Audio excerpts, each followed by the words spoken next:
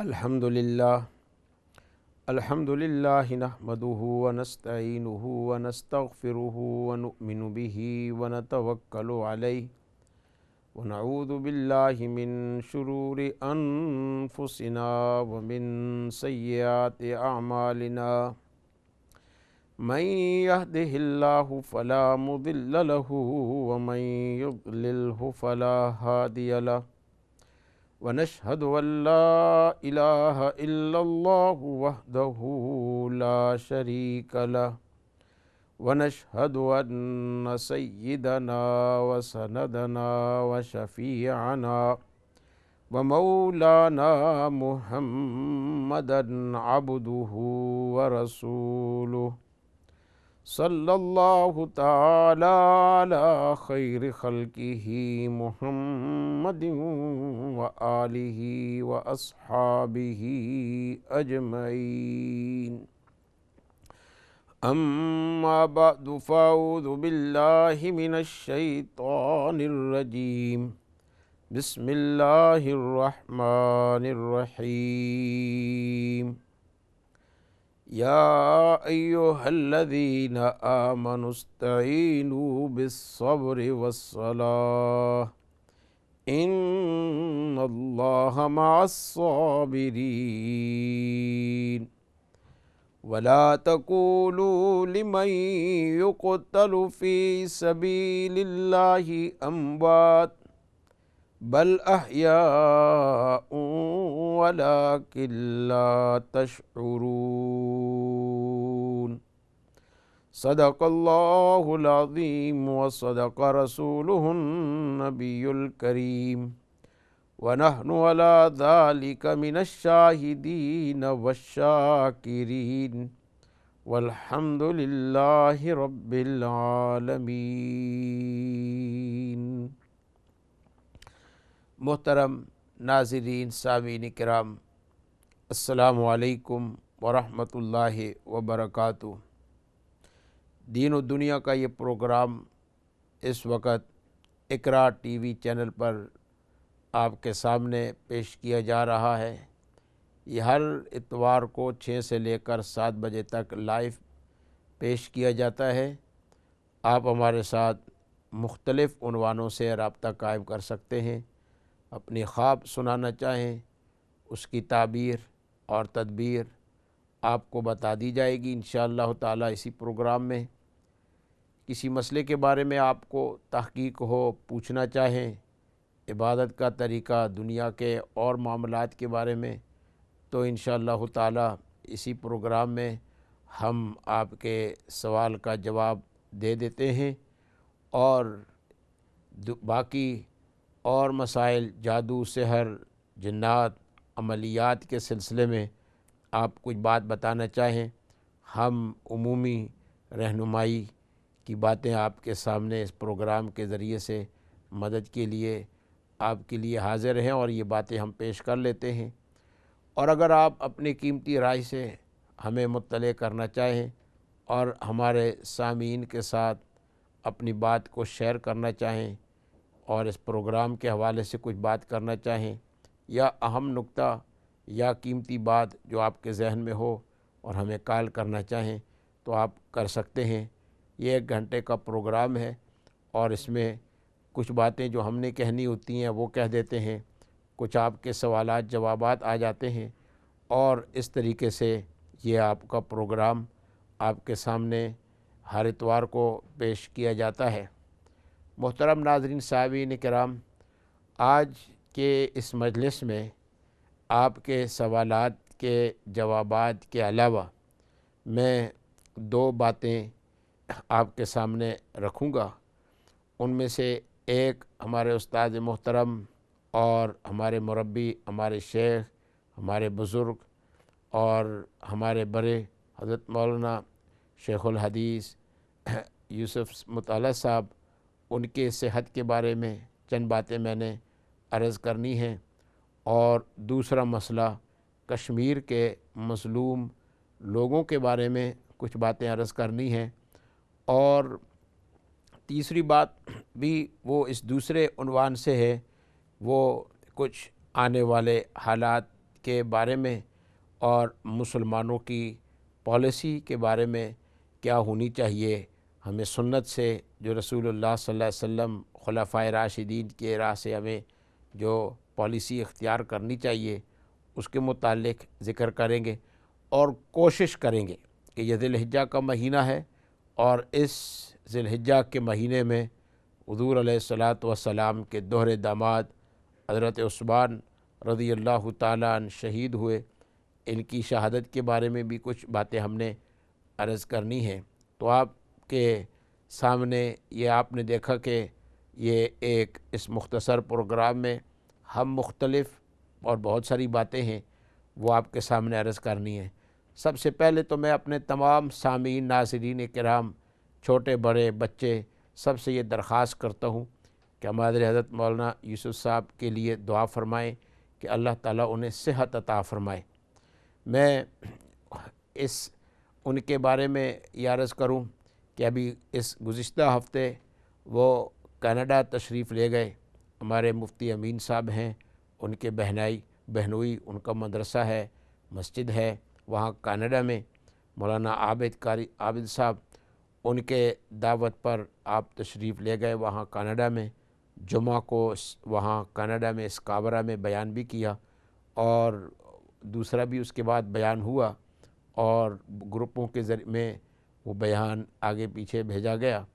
تو آج صبح کو انگلینڈ کے دوپہر کے اور وہاں کینیڈا کی صبح میں حضرت گھر پر تشریف فرما تھے، اور یہ ہارٹ اٹیک ہوا، حرکت قلب بند ہو گئی اور بہت دیر تک بند ہوئی، اور پھر اس کے بعد ہسپتال پہنچایا گیا۔ ہسپتال جب پہنچایا گیا تو دوبارہ پھر ایک اور ہارٹ اٹیک ہوا ان پر، ایک اور جو ہے وہ دھچکا پہنچا۔ تو وہاں فوری طور پر ڈاکٹروں نے یہ سرجری کر لی، اور دل کا آپریشن جو تھا، وہ آرٹری جو بلاک تھی وہ تو کھل گئی الحمدللہ، وہ آپریشن تو کامیاب ہے۔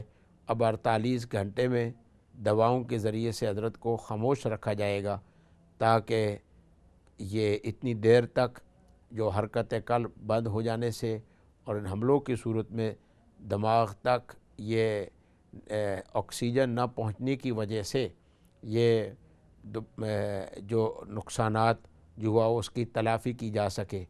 تو 48 آور تک حضرت کو دوائیوں کے ذریعے سے یہ بے ہوش رکھا جائے گا۔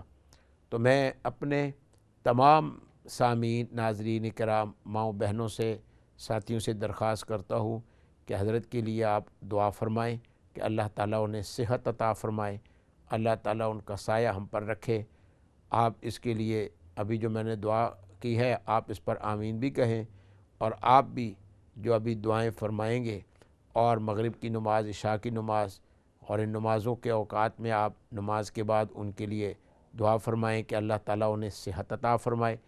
اس کے علاوہ اگر آپ سورہ یاسین کا ختم فرما لیں اور پڑھ لیں اور اللہ تعالیٰ سے دعا فرمائیں، اسی طریقے سے صلاۃ الحاجہ اگر پڑھ لی جائیں، اور صلاۃ الحاجہ کے بعد آپ دعا فرمائیں کہ اللہ تعالیٰ اہل سنت والجماعت کے امام، اور اس وقت ایک بہت بڑی ذمہ داری کے امام اور مقتدا اور روحانی پیشوا اور حدیث تفسیر کے علم کے متبحر عالم، اور اس طریقے سے یہاں یورپ میں دین اور رسول اللہ صلی اللہ علیہ وسلم کے علم اور وراثت نبوت کے پھیلانے کا ایک کامیاب سلسلہ، جہاں کی مسجدیں، یہاں کے مدارس، یہاں کے اہل علم، اور اس سے انہوں نے سب نے استفادہ حاصل فرمایا۔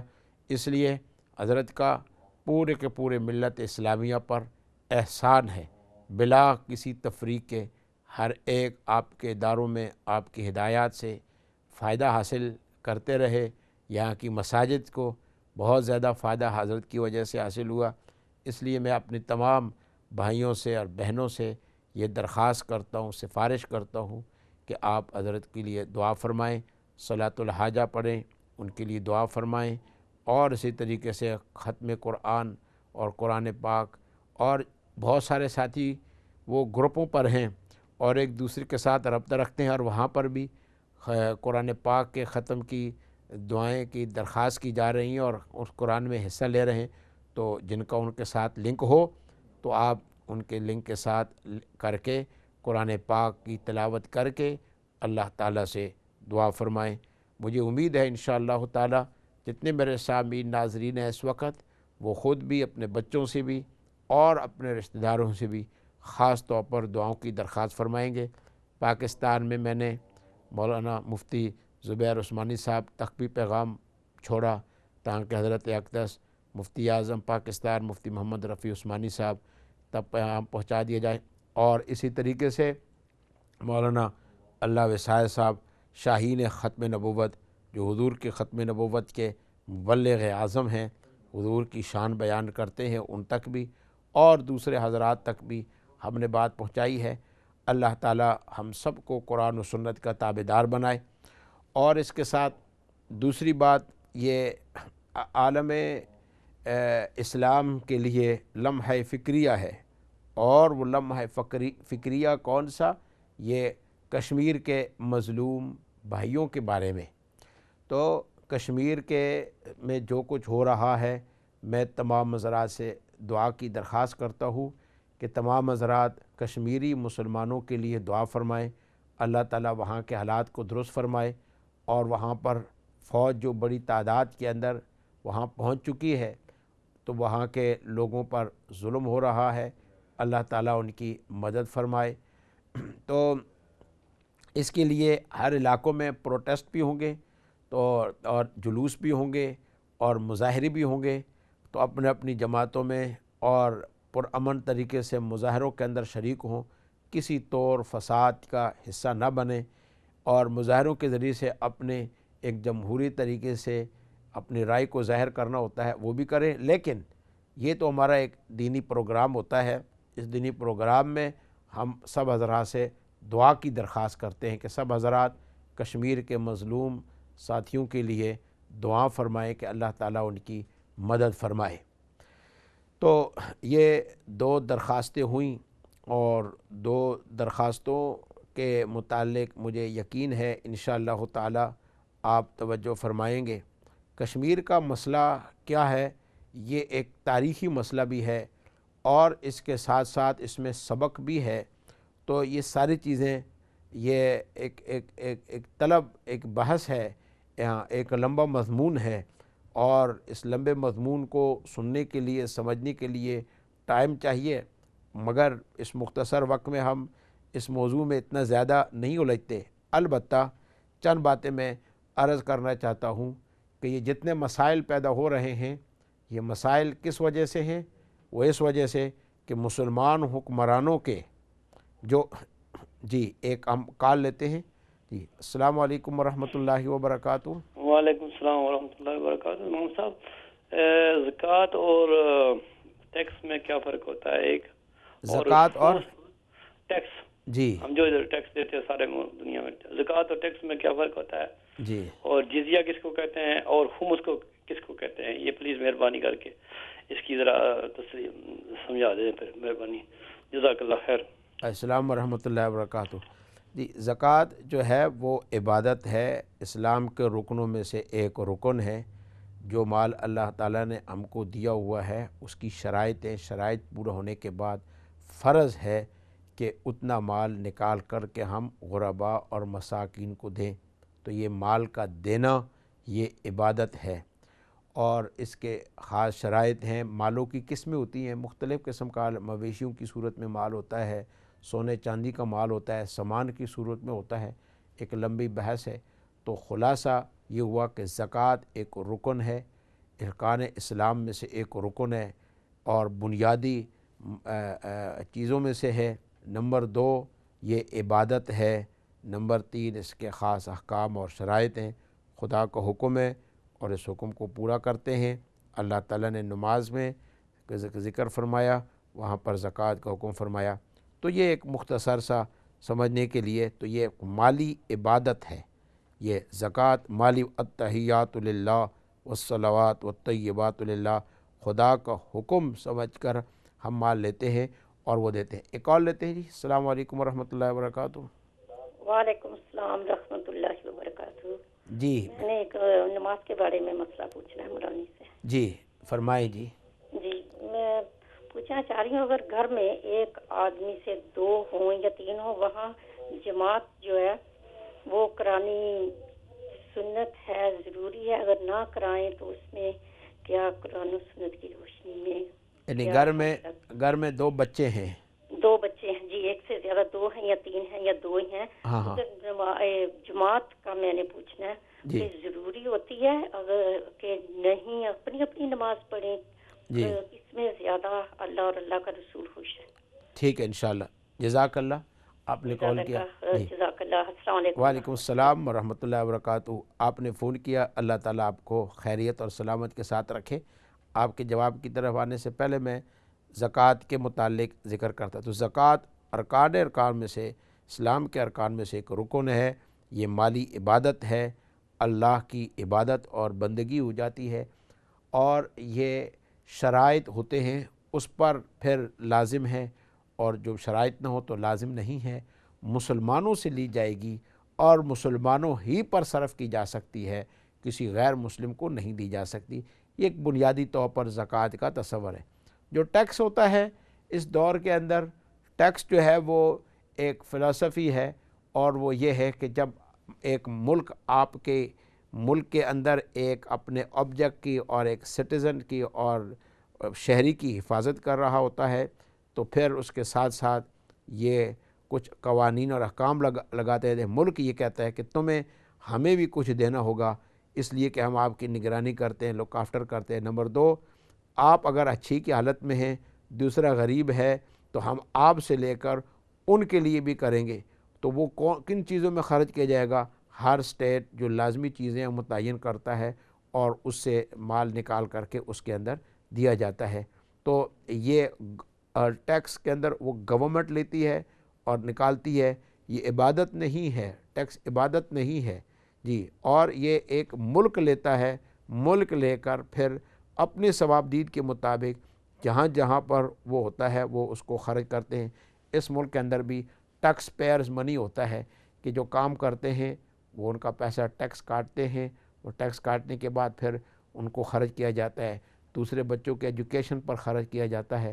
اور تو اس کی اب بنیادی پیچھے غرض کیا ہوتی ہے کہ ملک حفاظت بھی کر رہا ہوتا ہے، تو وہ کراؤن کو یا سٹیٹس کو یا ریپبلکن کو وہ لیتے ہیں۔ نمبر 2، اس کے اندر مسلمان غیر مسلم کا فرق نہیں ہوتا، ہر ملک کے قوانین ٹیکس کے الگ الگ ہوتے ہیں۔ سٹیٹ لیتا ہے اپنے سویلین سے اور اس کے بدلے میں ان کی ضروریات پوری کرتا ہے، اپنے خرچے نکالتا ہے، اس کی پروٹیکشن دیتا ہے، اور دوسرے لوگوں پر جو سٹیٹ خرچ کرتا ہے لوگوں سے پیسے لے کر وہاں پر اس کو خرچ کرتا ہے۔ مسلم غیر مسلم کا فرق نہیں، یہ ایک معاہدے کے اندر شامل ہو جاتا ہے۔ آدمی کسی ملک کا باشندہ ہوتا ہے تو یہ ایک سویلین کی اور سٹیٹ کا آپس میں ایک اگریمنٹ ہوتی ہے، اس کے مطابق کرتے ہیں۔ ٹیکس زیادہ بھی ہو سکتا ہے، کم بھی ہو سکتا ہے، اس کی کمی بیشی کے لیے اکاؤنٹنٹ کے مہارت کی ضرورت ہوتی ہے، اس کے اندر کمی بیشی ہو جاتی ہے۔ تو یہاں پر سٹیٹ مطالبہ کرنے والا ہوتا ہے اور سویلین کے ساتھ ہوتا ہے اور اس کو دینا پڑتا ہے۔ اور یہاں زکوٰۃ یہ حق اللہ میں سے ہے، یہ حقوق العباد میں سے ہے، یہ حق اللہ میں سے ہے، یہ اللہ تعالیٰ کے حق میں سے ایک حق ہوتا ہے۔ تو یہ بنیادی طور پر ٹیکس کا اور زکوٰۃ کا یہ ایک فرق ہوتا ہے۔ پھر وہ جو ٹیکس ہوتا ہے وہ کوئی ضروری وہ ٹیکس پیئر کے وہ اسپتالوں میں خرچ بھی ہوتا ہے اور جگہوں پر بھی خرچ ہو جاتا ہے، اور زکوٰۃ کے اندر جو مال ہوتا ہے وہ غریب کو اور فقیر کو مالک بنانا ضروری ہوتا ہے۔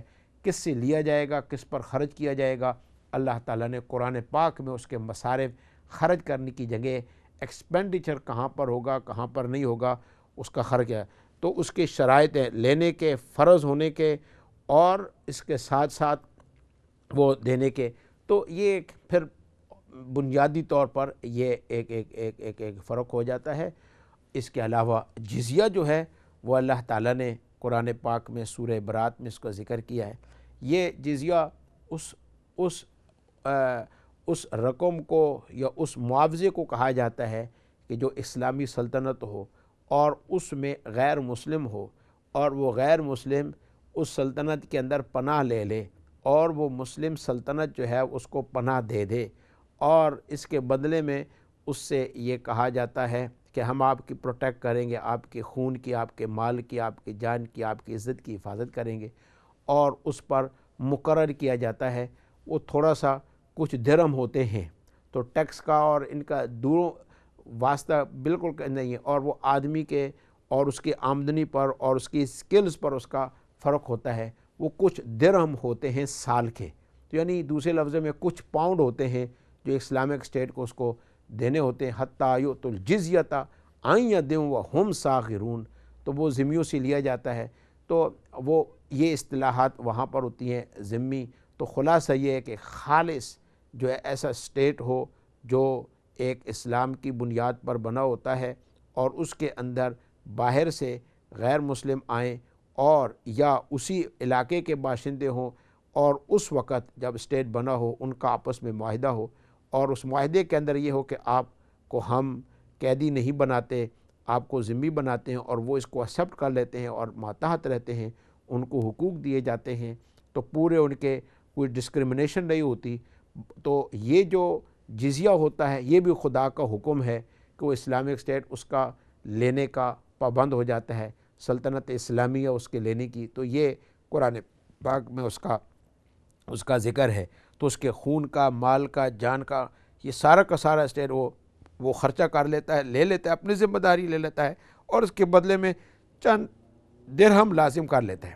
اور یہیں سے ایک بات سمجھنی چاہیے کہ دنیا کے اندر جو ٹیکس کا نظام ہے آیا وہ انصاف پر ہے یا انصاف پر نہیں، اہل علم اس پر بحث کرتے ہیں اور اس کو ڈسپیوٹڈ فیکٹ کہتے ہیں۔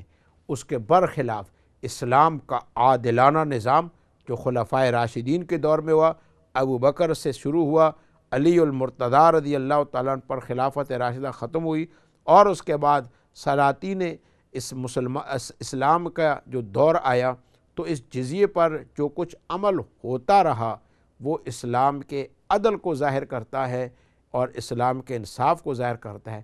یہ نہیں کہ کام کروائیں اور اتنا زیادہ کروائیں اور اس سے جو ہے وہ دگنا لیں، بلکہ ایسی بات نہیں ہوتی ہے، وہ ایک انصاف کے ساتھ بہت تھوڑی مقدار کے ساتھ اس سے لینا۔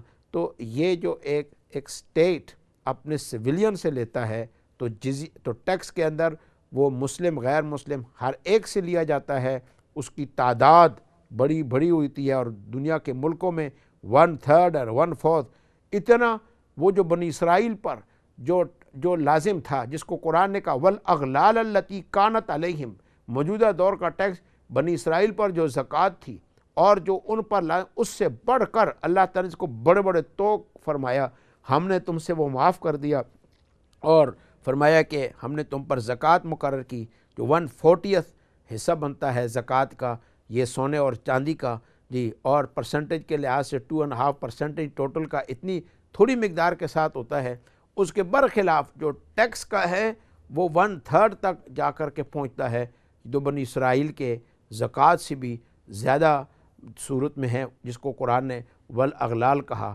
اس کے برعکس جب ایک اسٹیٹ ایک غیر مسلم معاہد سے جس کے ساتھ معاہدہ ہو چکا اور اس کے اندر رہے، اور اس سے جو لیا جاتا ہے وہ چند درہم اس کے یہاں موجود ہیں، مسلمانوں کی زکوٰۃ سے بھی کم صورت میں وہ جو جزیہ مقرر ہوتا ہے وہ ان کے اوپر لازم ہوتا ہے۔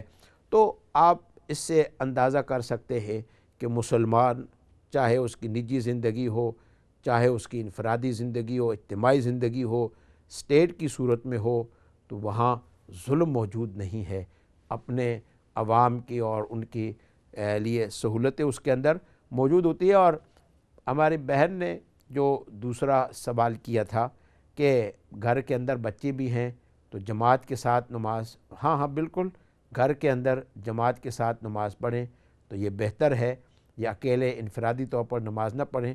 جو عورتیں ہیں وہ پیچھے کھڑی ہو جائیں، ترتیب رہیں کہ بڑے آگے ہوں، پیچھے بچے ہوں، اور بچوں سے پیچھے جو ہے وہ مستورات وہاں گھر کے اندر جماعت کرائیں۔ میں نے اس دن بھی ایک پکچر دکھائی تھی اپنی مسجد میں بھی، اور وہ یہ ہے کہ کینیڈا میں ایک فیملی تھی، گھر جی، تو انہوں نے گھر کے اندر مسجد کا صورت دکھائی. تو انشاءاللہ تعالی مزید بات ہم بعد میں کریں گے. اس وقت ہم تھوڑی دیر کے لیے بریک لیں گے، اور بریک کے بعد پھر ہم کشمیر اور خلفائے راشدین کی سنت پر بات کریں گے. وآخر دعوانا ان الحمدللہ رب العالمین.